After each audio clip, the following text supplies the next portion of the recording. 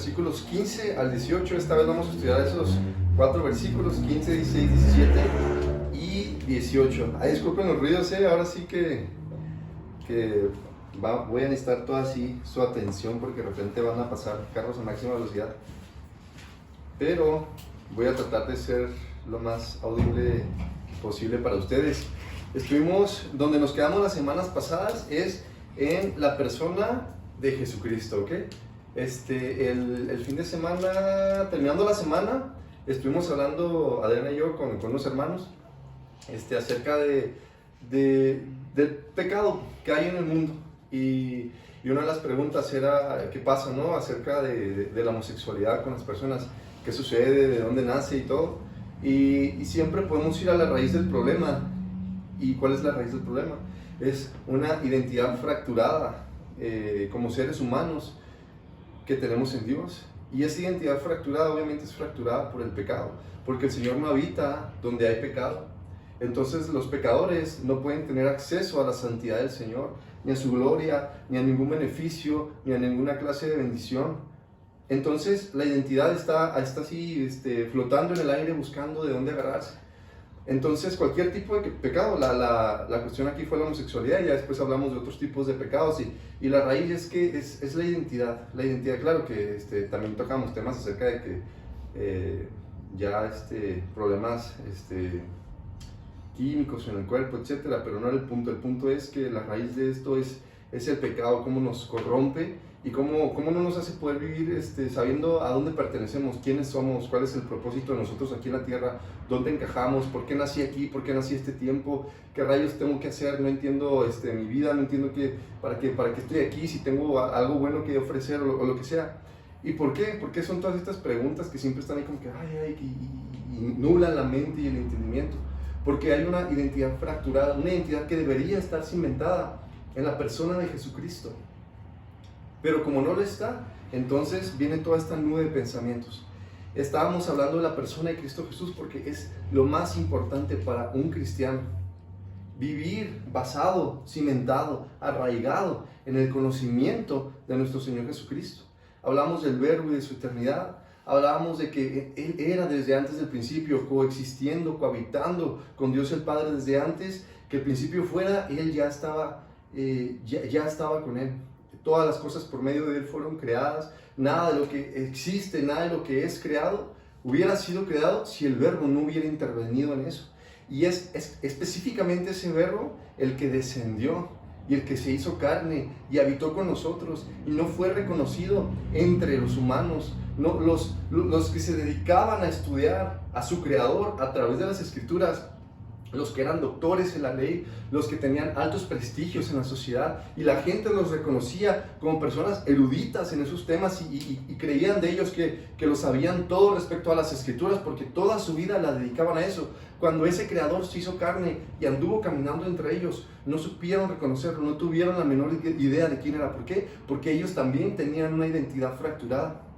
Entonces vamos a continuar en el versículo 15, donde nos quedamos la semana pasada, y dice: Juan el Bautista dio testimonio de él y clamó diciendo: este es de quien yo decía, el que viene después de mí es antes de mí, porque era primero que yo. Y la mayor parte de esta prédica se va a concentrar, como la mayoría de las prédicas, en Cristo Jesús, en la persona de nuestro Señor y Salvador. Jesús, entonces, por lo que vemos en este versículo que dice Juan el Bautista, el que viene después de mí es antes de mí, porque era primero que yo. Jesús es eterno porque en Él no hay principio ni final del días. Es el autor de la eternidad y coexiste y es coigual con el Padre. Jesús no es mayor al Padre. Jesús y el Padre son uno, como también lo es el Espíritu Santo, y juntos son Dios. Pero como Dios de orden, Jesús se sometió a la voluntad del Padre. Se sometió a la voluntad del Padre al venir a la tierra y cumplir todos sus designios, todos sus mandamientos y todo lo que Él quería cumplir, su voluntad mientras estaba aquí, para el perdón de pecado de muchos. Jesús vino a ser ejemplo. Aún así, Él se revela a través de su palabra diciendo de sí mismo. ¿Quién? Jesús. Apocalipsis 1:8. Yo soy el alfa y el omega, principio y fin, dice el Señor, el que es y que era y que ha de venir, el Todopoderoso. Así se presenta Jesús en Apocalipsis. Y en Hebreos 13:18, Jesucristo es el mismo ayer, hoy y por los siglos. Jesús es Dios, coeterno con el Padre y todopoderoso. Sin embargo, con su ejemplo santo, nos enseñó a vivir para glorificar al Padre, para obedecer la voluntad del Padre y para desechar la carne. Tantito, más o menos, hasta la muerte. Y es justo lo que hacemos los hijos de Dios, dar gloria al Padre, glorificando al Hijo, pues son uno. Y aún Jesús recibe adoración, honra y honor de todos los que le pertenecen. Pero vamos a ver algo. ¿Qué dice Dios en las Escrituras acerca de compartir su gloria y de adorar lo que no es el Dios verdadero? ¿Qué dice Dios en las Escrituras acerca de un ser humano adorando algo que no es el Dios verdadero? Nosotros conocemos cómo es Dios respecto a la idolatría, ¿verdad? Isaías 42:8 dice: Yo, Jehová, este es mi nombre, y a otro no daré mi gloria, ni mi alabanza a esculturas. ¿Y entonces qué con Jesús? Juan 17:24. Padre, está Jesús orando, aquellos que me has dado, quiero que donde yo estoy, también ellos estén conmigo, para que vean mi gloria que me has dado, porque me has amado desde antes de la fundación del mundo. A ver, entonces Jehová dice en Isaías que yo no le doy mi gloria a otro. Y luego Jesús dice en Juan que, Padre, yo quiero que ellos estén conmigo donde yo estoy para que vean la gloria que tú me has dado. Entonces en un versículo dice Jehová, yo no le doy mi gloria a otro. Y luego en otro versículo después dice Jesús, la gloria que Dios me ha dado. Vamos a Hebreos 2:9 dice, se los voy a leer si quieren, si gustan anotar los versículos para leerlos después, porque vamos a leer algunos versículos hoy. Hebreos 2:9 dice: Pero vemos a aquel que fue hecho un poco menor que los ángeles, a Jesús, coronado de gloria y de honra a causa del padecimiento de la muerte, para que por la gracia de Dios gustase la muerte por todos. Aquí vemos a Jesús coronado de gloria. Vemos a Jesús que ha recibido gloria de Dios. Apocalipsis 5:13. Y a todo lo creado que está en el cielo, y sobre la tierra, y debajo de la tierra, y en el mar, y a todas las cosas que en ellos hay, oí decir: al que está sentado en el trono y al Cordero sea alabanza, la honra, la gloria y el poder por los siglos de los siglos. ¿Y qué más dice Dios en el Antiguo Testamento? Éxodo 34:14. Porque no te has de inclinar a ningún otro Dios, pues Jehová, cuyo nombre es celoso, Dios celoso es. ¿Por qué? Porque si Dios es celoso y no comparte su gloria con nadie, permite que adoremos a Jesús si Él no es Dios. Respuesta: porque Jesús es Dios. Isaías 44, versículo 6 y versículo 8. Así dice Jehová, Rey de Israel, y su Redentor, Jehová de los ejércitos: yo soy el primero y yo soy el postrero, y fuera de mí no hay Dios. No temáis, ni os amedrentéis. ¿No te lo hice oír desde la antigüedad y te lo dije? Luego vosotros sois mis testigos. No hay Dios sino yo. No hay fuerte. No conozco ninguno. Isaías 44, 6, 8. Eso, 6 y 8. Y luego Apocalipsis 1, 8. ¿Y qué dice Jesús de sí mismo en Apocalipsis? Yo soy el alfa y el omega. Alfa es la primera letra del abecedario griego y omega es la última letra del abecedario griego. ¿Qué dice? Yo soy el principio y soy el fin. Y lo dice, soy principio y fin, dice el Señor. El que es y que era y que ha de venir, el Todopoderoso. Y vemos que en Isaías está hablando Jehová diciendo: no hay otro Dios sino yo. Diciendo: yo soy el primero, el principio, yo soy el postrero, el fin. No hay fuerte, no conozco ninguno, dice Jehová. Y en Apocalipsis dice Jesús: yo soy el Todopoderoso.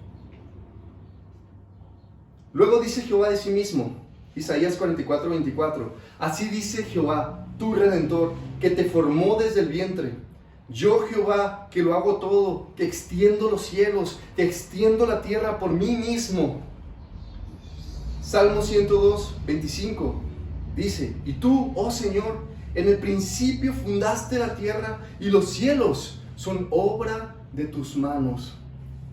Ok, entonces nos queda claro que Jehová, Yahweh, Elohé, el Olam, el Shaddai, Adonai, el Kyrios, o como tú gustes llamarlo, creó todas las cosas. Ahí están los versículos, ¿verdad? Desde Génesis podemos verlo.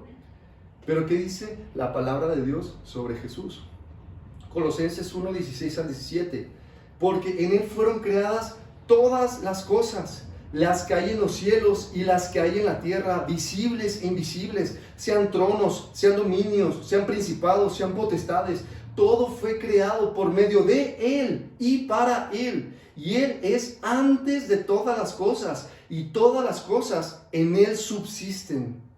Y 1 Corintios 8, 5 al 6. Pues aunque haya algunos que se llamen dioses, sea en el cielo o en la tierra, como hay muchos dioses y muchos señores, para nosotros, sin embargo, solo hay un Dios, el Padre, del cual proceden todas las cosas, y nosotros somos para Él, y un Señor, Jesucristo, por medio del cual son todas las cosas, y nosotros por medio de Él.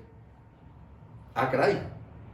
Entonces el Padre es solamente Dios, y Jesús es solamente el Señor. Nosotros ya habíamos estudiado estos versículos, pero no pasa nada si los repasamos. No olviden que Señor es el griego de Kyrios o Kurios, o la pronunciación más exacta a lo mejor no la tengo, la cual es la traducción del tetragramatón Yahweh en hebreo del Antiguo Testamento.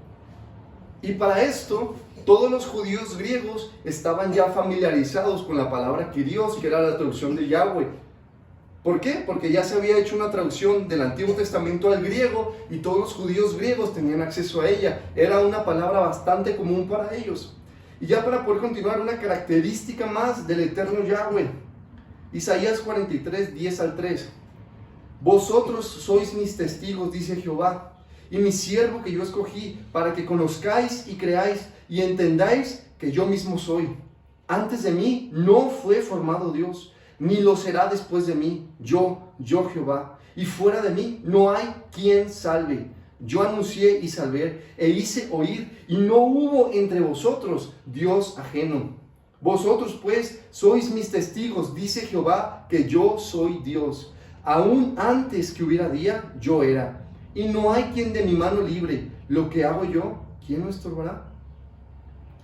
Y la misma palabra de Dios revela al Creador como Salvador, cuando dice en Hechos 4, 11 al 12, este Jesús es la piedra reprobada por vosotros los edificadores, la cual ha venido a ser la cabeza del ángulo, y en ningún otro hay salvación, porque no hay otro nombre bajo el cielo dado a los hombres en que podamos ser salvos. Y aquí está de nuevo diciendo Dios, Jehová en el Antiguo Testamento, no hay salvación fuera de mí, no existe, solamente yo salvo. Y luego vemos a Jesús, no hay otra manera, no hay otra posibilidad, no hay otro nombre, no hay otra persona en la que haya salvación, sino en Jesucristo.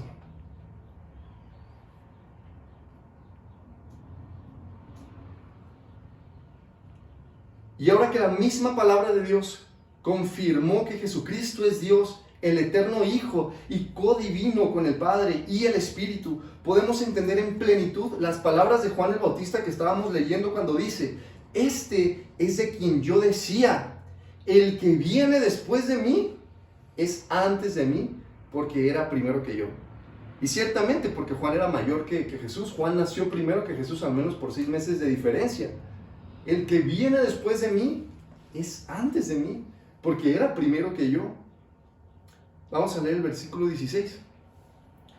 Porque de su plenitud tomamos todos, y gracia sobre gracia. Hermanos, solamente Dios es pleno en sí mismo, pues Él lo llena todo. Muchos seres humanos han atravesado su poca o corta estadía que tienen en la tierra, tratando de buscar muchos bienes materiales, muchas satisfacciones carnales, logro, fama, adoración, algunos tal vez los más locos, los más pecadores, pero ninguno de estos jamás fue pleno y jamás lo será. Colosenses 3:11 dice: donde no hay griego ni judío, circuncisión ni incircuncisión, bárbaro ni escita, siervo ni libre, sino que Cristo es el todo y en todos. Jeremías 23 al 24. ¿Se ocultará alguno, dice Jehová, en escondrijos que yo no lo vea? ¿No lleno yo, dice Jehová, el cielo y la tierra? ¿Soy yo Dios de cerca solamente? Dice Jehová, y no Dios desde muy lejos. Dios lo llena todo. Dice la palabra que su tierra está llena de su gloria, y nosotros tomamos de esa plenitud en Cristo Jesús. Tú puedes, a lo mejor si eres mujer con un hombre, o si eres hombre con una mujer, o no necesariamente tiene que ser en un ámbito de pareja, ¿no? Puede ser a lo mejor de hijos, de padres, de hermanos, de alguien que tú le tengas mucho respeto, a lo mejor un maestro, yo que sé, una persona que tú digas, wow, yo quisiera ser como esa persona. Por mucho que esa persona cause algo en tu vida, o te sientas sentir de maravilla o súper bien, tú no puedes tomar de la plenitud de esa persona, porque esa persona en sí misma no es plena, porque es pecador y pecador exactamente como tú y yo lo somos. Pero nosotros sí tomamos de la plenitud en Cristo Jesús. Gracia sobre gracia significa que la gracia de Dios no se retira de nuestras vidas. Tomamos gracia y luego más gracia, y luego más gracia, y luego más gracia, y luego más gracia, y luego más gracia, y luego más gracia. Gracia sobre gracia, o gracia en vez de gracia, es la traducción más apropiada. Entonces, solamente en la persona de Cristo Jesús, en su plenitud, nosotros tomamos de ahí. Y Él es abundante en gracia, de manera que es gracia en vez de gracia. Cuando parece que su gracia se retira, entonces viene otra ola de gracia, y gracia, y gracia. Pero recuerden, y esto no creo que sea necesario, o a lo mejor sí, pero ya lo hemos platicado antes. Cuando un cristiano dice que vive bajo la gracia del Señor Jesucristo, esa no es bandera, no es pretexto, no es un dale como tú quieras, para que vivas desenfrenadamente en la carne, haciendo y deshaciendo. La gracia de nuestro Señor Jesucristo no es un permiso para vivir en pecado. La gracia de nuestro Señor Jesucristo es una llave de parte de la bendición de Dios que está en el cielo hacia la tierra, que transforma nuestras vidas. Cuando una persona, cuando tú veas o escuches, o tú mismo, decir o sentir, vivo en la gracia de mi Señor Jesucristo, esa persona va a estar cambiando para santidad, para santificación, para honra y gloria del Señor en cada ámbito de su vida, poco a poco y de manera constante, y va a ser visible, porque esa gracia sobre gracia y de lo que está tomando esa persona de la plenitud de Cristo, lo va a estar transformando y transformando y transformando y transformando. Pero si tú ves a una persona, a un hombre, una mujer decir, yo vivo en la gracia de Cristo Jesús, y tú lo escuchas y parece que se lo cree, pero no hay cambios en su vida, esa persona no vive en la gracia, vive engañado o engañada. Versículo 17. Pues la ley por medio de Moisés fue dada, pero la gracia y la verdad vinieron por medio de Jesucristo. Vamos a ver esos 3 puntos: la ley, la gracia y la verdad. La ley primero. Primera de Timoteo 1, versículo 8 al versículo 11. Pero sabemos que la ley es buena si uno la usa legítimamente, conociendo esto, que la ley no fue dada para el justo, sino para los transgresores y desobedientes, para los impíos y pecadores, para los irreverentes y los profanos, para los que matan a sus papás, para los que matan a sus mamás, para los homicidas, para los fornicarios, para los sodomitas, para los secuestradores, para los mentirosos y perjuros, y para cuanto se oponga a la sana doctrina, según el glorioso evangelio del Dios bendito, que a mí me ha sido encomendado. Estaba escribiendo nuestro hermano Pablo en ese momento. Entonces, la ley figura dentro del perfecto plan divino de Dios para exponer la vida pecaminosa de todo ser humano, pues todos nacimos en condición de pecadores. No hay uno en esta sala, en esta ciudad y en este planeta que no haya nacido en una condición de pecadores, y todos pecamos contra Dios. Pero asimismo, la ley dada por medio de Moisés, aparte de exponer nuestra maldad delante de la santidad de Dios, también expone nuestra triste incapacidad, y muy grande, de vivir de esa manera perfecta en que Dios quiere que vivamos. No solamente la ley nos expone como lo peor de lo peor, sino también como débiles que no podemos hacer nada de lo que Dios dice que hagamos para que vivamos de esa manera perfecta, tal como Él quiere que vivamos. Así que el uso correcto de la ley es para aplicarse a aquellos que viven en sus pecados, es decir, los injustos. Ellos son injustos, los que viven en pecado, porque la ley no fue dada para el justo. Pero ahora ustedes saben que solo podemos ser hechos justos. ¿Cómo? Por la sangre de Jesucristo. De tal suerte que la ley en nosotros ya no aplica para justicia, sino solamente Jesús, nuestro Salvador. Por eso cuando estudiamos que la ley es nuestro ayo, nuestro maestro, que nos dirige a Cristo Jesús, es porque es lo que es. Nos expone injustos, pecadores, depravados, malvados delante de la santidad de Dios. Y más que eso, nos expone como incapaces de poder obedecer a Dios, de querer obedecer a Dios, incluso, ¿no? De salir triunfantes y decir: Señor, he podido cumplir esta ley que tú has dado. Entonces, ahí empieza a funcionar como un ayo y dirigirnos a Cristo Jesús y encontrar en Él justificación. La gracia. Dios estuvo hablando al pueblo a través de los profetas durante miles de años un mismo mensaje. Bueno, hubo muchos mensajes, pues, pero el contenido esencial de los mensajes era uno. Lo parafraseo: arrepiéntanse de sus perversos caminos y vuélvanse a Jehová su Dios, y ustedes me serán por pueblo y yo les seré por Dios. Perdonaré sus pecados y les extenderé mi misericordia. Ese era el mensaje de Dios para el pueblo de Dios, y del pueblo de Dios tenía que haber sido para el mundo durante miles y miles de años.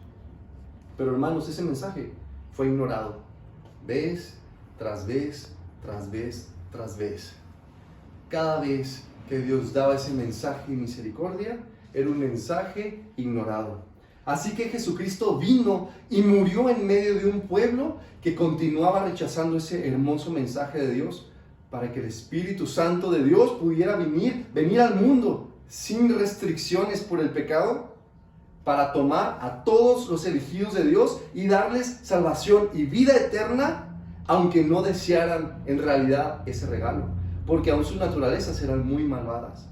Es decir, Dios seguía dando el mensaje de arrepentimiento, de perdón de pecados, de misericordia. El mundo seguía rechazando ese mensaje, y mientras el mundo lo estaba rechazando, Jesucristo vino y murió por los pecadores. Mientras éramos débiles, mientras no queríamos, mientras éramos rebeldes, Dios vino y murió por nosotros. Romanos 5, versículo 6 y versículo 8. Porque Cristo, cuando aún éramos débiles, a su tiempo murió por los impíos. Mas Dios muestra su amor para con nosotros, en que siendo aún pecadores, Cristo murió por nosotros. Cristo no murió por nosotros cuando dejamos de ser pecadores, o cuando empezamos a portarnos bien, permaneciendo, nuestro estilo de vida siendo de pecadores. Durante eso, Cristo murió por nosotros. La gracia es un regalo inmerecido. Nadie hizo jamás algo para atraer esa gracia a su vida. Jamás. En medio de maldad y desobediencia a Dios, Él regaló vida eterna y paz para con Él por medio de Jesucristo. Y lo puedo contar como testimonio personal. Cuando Jesucristo me inundó de gracia, yo no lo estaba buscando. Yo no pude haber hecho algo jamás para atraer esa gracia redentora a mi vida. Jamás, jamás. Porque lo mejor que pude haber hecho era detestable a los ojos de Dios, malvado, asqueroso. La verdad. Juan 8, 31 al 32. Dijo entonces Jesús a los judíos que habían creído en Él: si vosotros permaneciereis en mi palabra, seréis verdaderamente mis discípulos y conoceréis la verdad, y la verdad os hará libres. ¿Quién no se lo sabe ese versículo, no?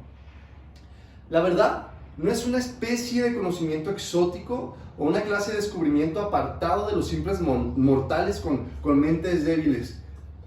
Juan 14, 6 al 7. Jesús le dijo: yo soy el camino y la verdad y la vida. Nadie viene al Padre sino por mí. Si me conocieseis, también a mi Padre conoceríais. Y desde ahora le conocéis y le habéis visto. Primera de Juan 5:20.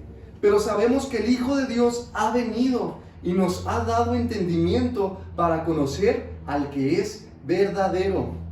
Y estamos en el verdadero, en su Hijo Jesucristo. Este es el verdadero Dios y la vida eterna.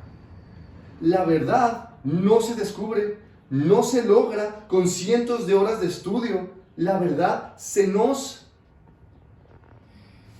revela por medio del Espíritu Santo a través de la predicación del Evangelio de Jesús. Es decir, la verdad no la vas a, como un cofre enterrado, a escarbar y escarbar y escarbar, y de repente ¡pum!, lo tocas y lo sacas y listo, ¿no? Descubriste el tesoro. O como una persona que a lo mejor descubre una teoría, estudia y estudia y estudia y lee y lee y lee, y de repente ¡pum!, descubriste algo, ¿no? Alguna información extraordinaria, tal. No se descubre, se revela. Es decir, no la puedes agarrar, no la puedes alcanzar con tu esfuerzo. Dios, la persona de Dios, la da. Él la da. Nosotros no la arrebatamos de su mano, no la descubrimos, Él la otorga. Y todo ser humano debería clamar y rogar a Dios por la revelación de la verdad. La verdad consiste, ¿en qué consiste la verdad? ¿Tambores? En conocer íntima y personalmente a Jesucristo, porque Él es la verdad. Todo esto vino, dice el versículo 17, por medio de Jesucristo. Versículo 18.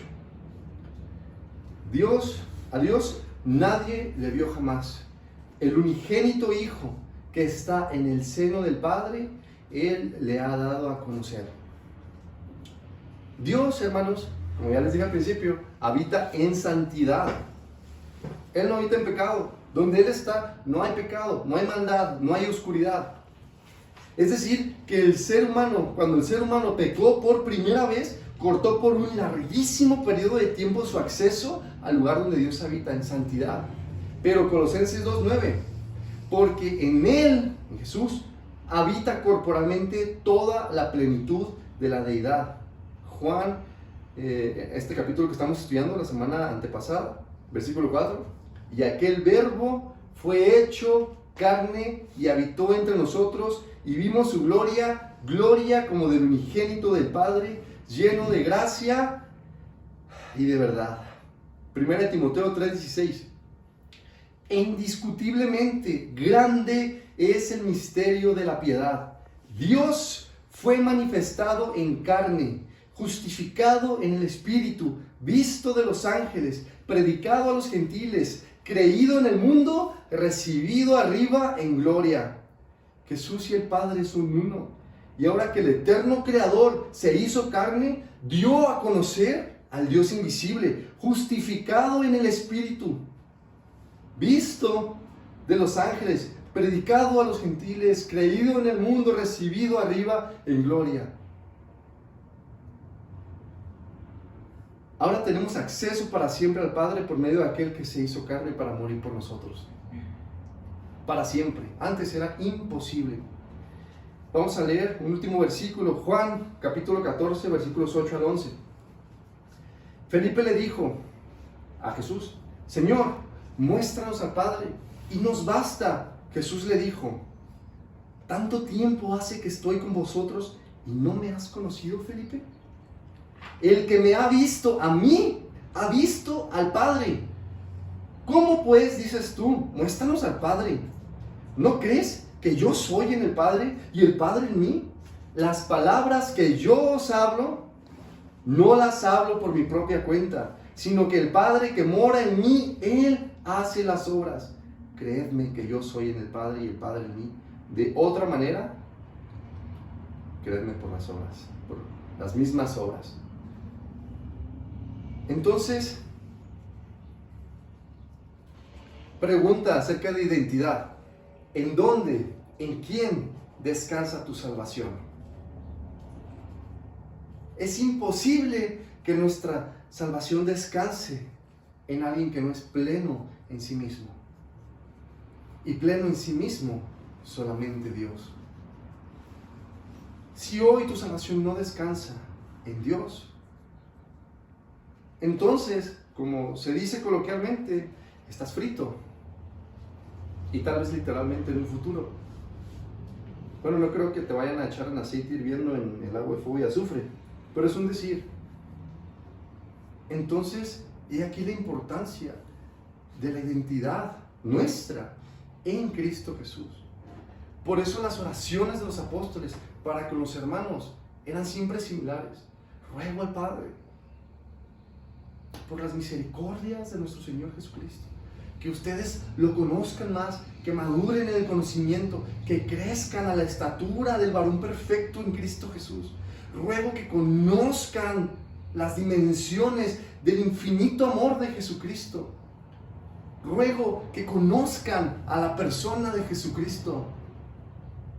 No hay mayor bendición para una persona, no hay mayor bendición que un ser humano puede dedicarle a otra persona, que conozca a Jesucristo.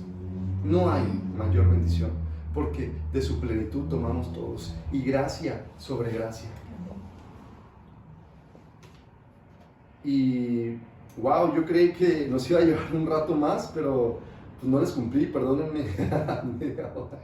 Vamos a orar porque hasta aquí es la prédica de hoy. Señor, te damos gracias por tu palabra. Te damos gracias, Padre Santo, porque ahora estamos en paz contigo por medio de Cristo Jesús. Tú nos has revelado quién eres. Gracias por la salvación, por tu misericordia, porque con gracia, Señor, de forma inmerecida, mientras te rechazábamos, mientras éramos ciegos, mientras andábamos de aquí para allá sin saber a dónde ir, tú moriste por nosotros. Moriste por nosotros. No solamente para decir, listo, ya eres salvo y haz lo que quieras, porque ya morí por ti, sino para convertirnos poco a poco a como tú eres, para por medio de esas grandísimas y preciosas promesas llegar a ser participantes de la naturaleza divina. Como dice en 2 Tesalonicenses, para alcanzar esa gloria en Cristo Jesús.